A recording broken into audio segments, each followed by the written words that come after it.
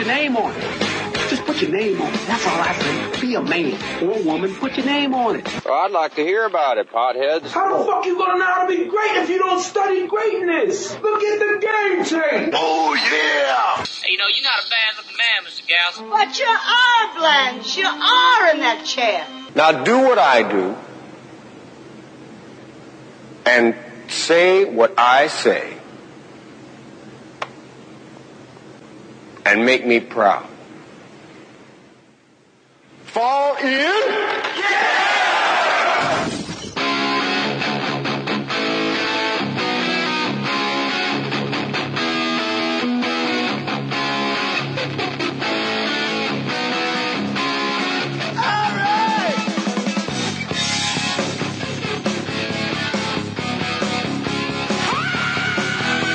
All right, put your name on it. Wendy Liebman is our guest. Wonderfully funny. Wendy Reginald.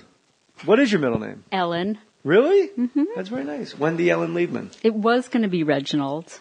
But your parents had flopped out. I was going to be Eric Reginald Liebman. If you were a boy, was your name going to be Eric? Eric. For real?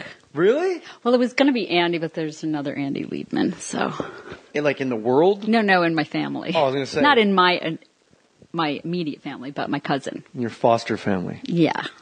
So. That would be funny if your parents were like, no, I looked in the phone book. There is actually an Eric Liebman. No go. So we had to pick like Wendy, Reginald. Wendy Allen's very pretty. Thank you. What's your middle name? Ferguson. No. My mother's maiden name. John, no H. Ferguson Mohr. Porn name? Ferguson Valley. Mine. Oh no, it's the dog or street. Pet. Scamper Valley. Mimi Crescent. Mimi Crescent's hot. It's hot to death. And what's the other way you do it? I think tranny one is your, I don't know. I'm Mimi Crescent. Mimi, you know what? You can't top greatness. That's great. There are some great ones. Mimi Crescent, and That's I'm Scamper Valley. Sounds like I'm a bottom. I'm definitely a bottom with a valley in my porn name. I think I'm in man on man porn.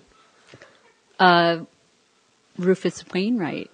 Yeah, we were talking earlier, Wendy and I, about, she said Dick Van Dyke. Well, I'll let you tell it. Well, Dick Van Dyke is the only man that I'm allowed to leave my husband for. Right. But he just got married again. Dick Van Dyke? Yes. Isn't he like actually 80 something? He is, and he married his makeup artist, who's a wonderful person. Have you met Dick Van Dyke? I have, and he recognized me, which blew my mind. From one of your 9 Lettermans? Yes. Really? Well, from TV. That's great. Yeah. I have this fantasy in my head where he goes, your TV's Wendy Liebman. Not exactly. He just said, you're really funny. And That's he great. pointed with one finger. He certainly knows funny. He knows from funny. I wanted to be Julie Andrews.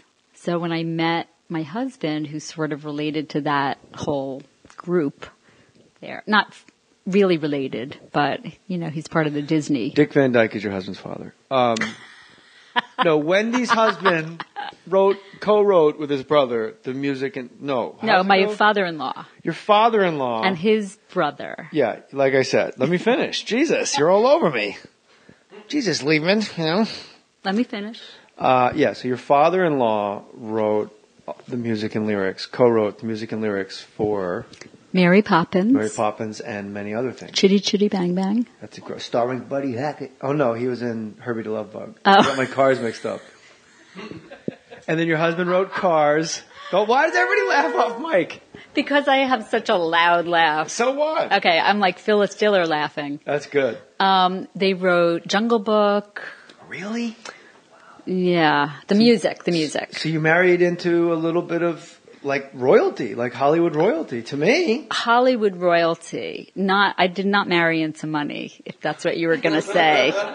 Because everybody just assumes that the It's a Small World song bought our house. No. Money was in my riff gun, certainly, but I pulled back at the last second and went, no, this is bigger than that. And I went with royalty instead. Well, thank because you. Respect will outlast cash.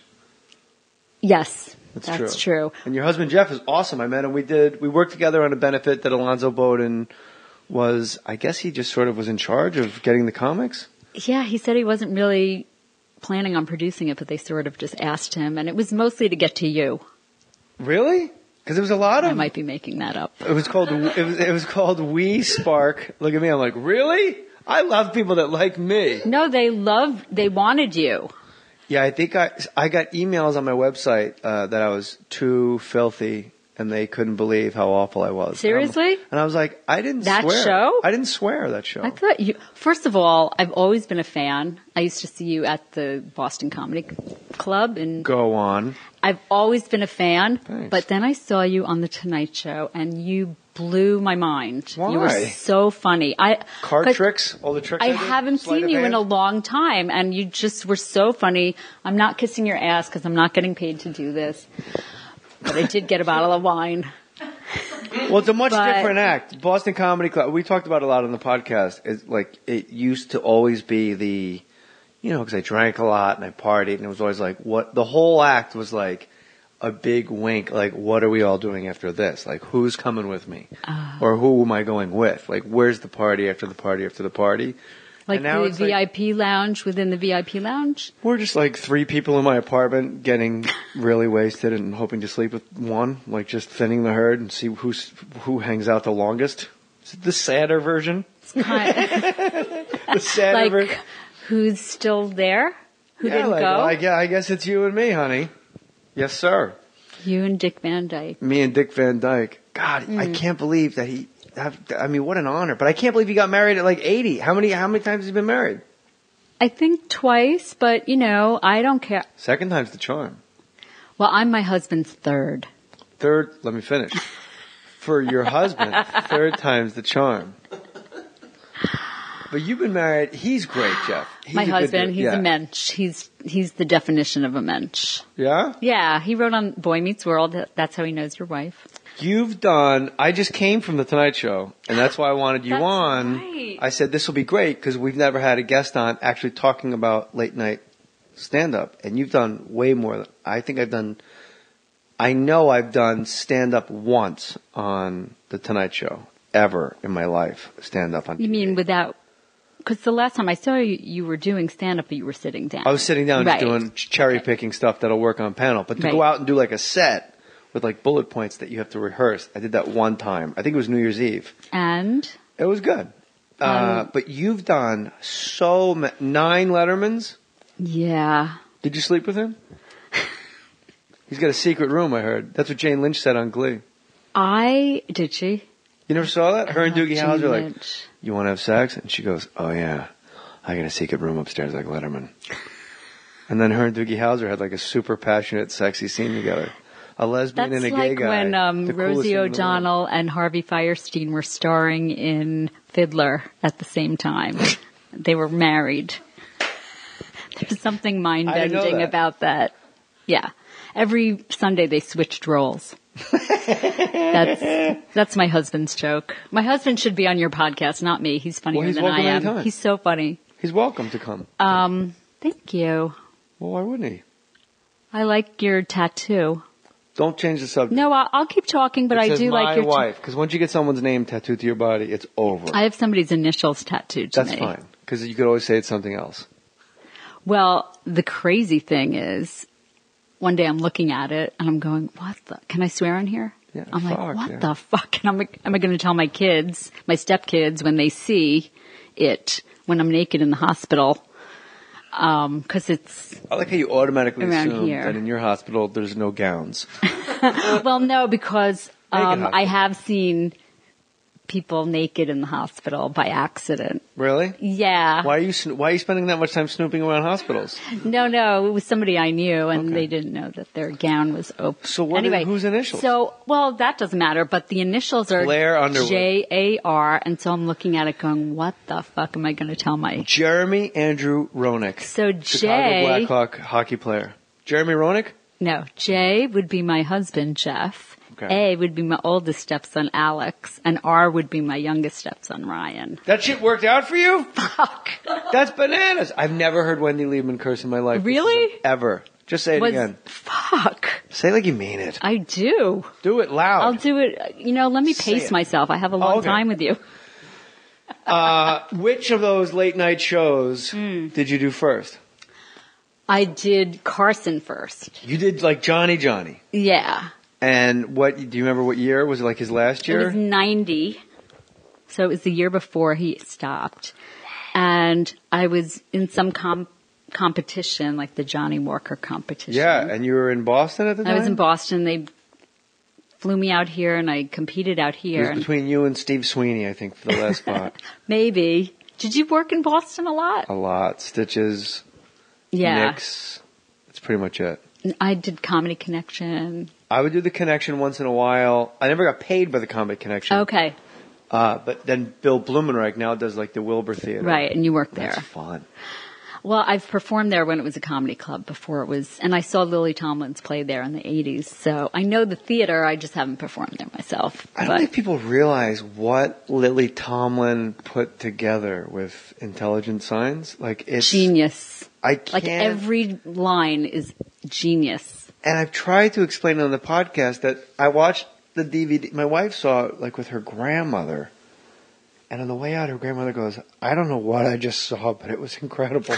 Like almost weeping. And I was like, that's the best explanation. Like you can't say what it was because there's like 40 characters. She acts them all out. But on the DVD, there's like costume changes. She actually dresses like the old man. Oh, really? And dresses like the bratty girl. And it's like, I would kind of like it the other way. Yeah, she's just in her sensible slacks and her very, very comfortable shoes doing her thing. And she's like the most brilliant human to ever put a show together. And then I've since met her, and so it's mind-boggling because growing up I would do Edith Ann, and this is before your time. Yeah, I would follow her on Laugh-In. No, I would do Edith Ann. I know, but it was 41. When's your birthday? August 23rd. Oh, you coming too? Up? No. So did she tell you were funny? She did. Now, what meant more, Dick Van Dyke or Lily Tomlin? Sort of neck and neck. I really can't decide.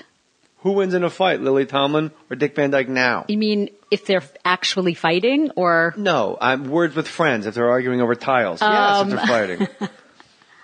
It's a draw. You think so? No, she would win. I think so. I've seen her snap on YouTube on the set of I Heart Huckabees. And then Dustin Hoffman, did you ever see that? And she's, and it's just some asshole director. I've never seen it. Some big director. But to her, it was I'm doing her POV, like just some asshole director like this, that, and she's like, oh, well, let's shoot it. And then she snaps and snaps again. And then Dustin Hoffman is just totally not in it and He's goes, like, he doesn't want to get involved. Use what you're doing. And she goes, don't fucking try that shit with me. Cause he's trying to tell her like, all that energy you got now, like we'll just put it in the scene. And she's like, fuck you too. She don't take any shit from anybody. There were 2 scenes where she snapped And both in the car. Right. Where you just sit in a car under those stupid lights and act like you like each other for 8 hours sitting in a stupid car. You're like, can I pee? They're like, yeah, we'll just have to move $14,000 worth of lighting rigs so you can go tinkle. Here's a bottle. Fucking baby. Sorry. I've only been in like one thing, and that was with Dave Attell. We were in a car and we were driving cross country. It was like they were commercials for HBO. A boogly. For the comedy festival. And I was supposed to be like this uppity, uptight person, and he was him, chain smoking and. Yes. Okay. From now on, call me Merlin. Let's do something illicit in Jacksonville, yes. So you win, your co-win. Oh, okay. So I come out here. Just stop me if I talk too much. No, I'm trying to get more. I want to talk. So I want you to talk more and swear more. Okay. So I perform, and then 48 Hours is following me around with the camera because they're doing a segment. Who's they? 48 Hours. Oh, I thought you meant for 48 hours. Oh, no, 48 Hours. They were. Did you murder someone? That's usually like Keith Morrison goes, in a small town at Bryn Mawr College, Wendy Liebman didn't even lock her doors. Why? By the way, if Keith Morrison says that you lit up a room, chances are you're murdered. Who's Keith Morrison? He's the guy in NBC that VOs. Okay. He's the Vin Scully of murder. He's the guy that goes, in a small town in Tyler, Texas, something was brewing at the Waffle House, and it wasn't the coffee. You've never heard him? But no, I have. Oh, I he's didn't the know what best. his name was. And anybody that gets murdered, they all go, she really lit up a room. Like, if you want people to say nice things about you, fucking get murdered. She could light up a room. She'd come in right here, right now. She just light up a room. You mean I can't get arrested, but I could get murdered? Yeah, if you light up a room. Okay. So I'm lighting up the room. Yes.